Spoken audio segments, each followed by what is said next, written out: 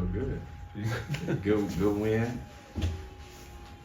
I mean, it's nothing else you need. As long as you got the wins, we're gonna be happy. Identity as a team, defensive pressure, and to play a rhythm on offense. And we just stick to those two principles, and be a hard team to beat when we stick to that. Definitely, if we can, keep this momentum going, continue to play how we've been playing. I humbly say, I don't see no team really competing with us or stopping us from achieving our goals. It's really on us, on how we come and perform.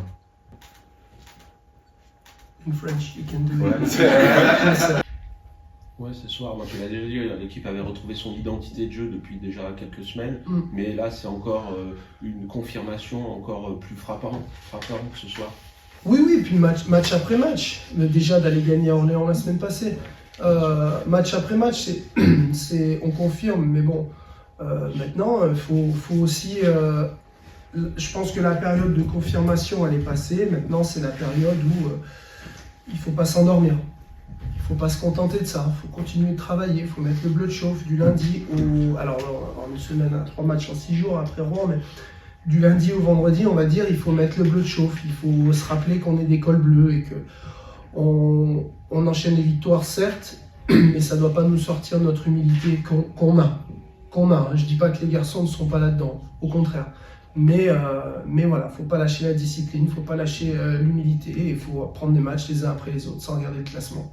Parce qu'on n'est pas tout en haut non plus, il ne faut pas non plus se voir plus beau qu'on est. On fait des prestations qui sont solides, on a repris le cours de la saison, on a une identité qui fonctionne, avec des garçons qui sont impliqués dedans et qui ont adhéré totalement.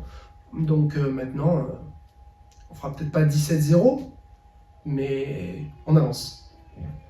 On parle quand même de quelques individualités, on va noter Anthony Durugi, il y a eu parfois des matchs un peu plus difficiles. Ce soir, il fait un bon match, il est récompensé de ses efforts, c'est notable.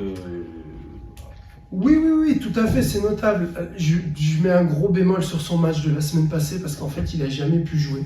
4 fautes en 7 minutes 30, il n'a jamais pu s'exprimer, il n'a jamais pu prendre du rythme, il n'a jamais pu rentrer dans ses spacings, dans ses appuis, dans ses franchissements. Il a eu 0 occasion. Il a été sanctionné très très vite et voilà, ça fait partie du sport malheureusement. Donc rien que pour ça, je suis content pour lui qu'il ait pu montrer à tout le monde le talent qu'il a, parce que quand il joue en allant de l'avant, quand il peut poser ses appuis, faut aller l'attraper. Ouais, dans la latéralité ou dans la verticalité. Dans la verticalité, je ne vois pas grand monde qui peut l'attraper, mais même dans la profondeur, il faut l'attraper. Ouais, il faut qu'il gagne en régularité, c'est ça qui Oui, mais la semaine dernière, il dit pourquoi. Mais sans parler de la semaine dernière, mais d'une manière plus générale sur l'ensemble de la saison. Comme nous, il a très bien démarré la saison.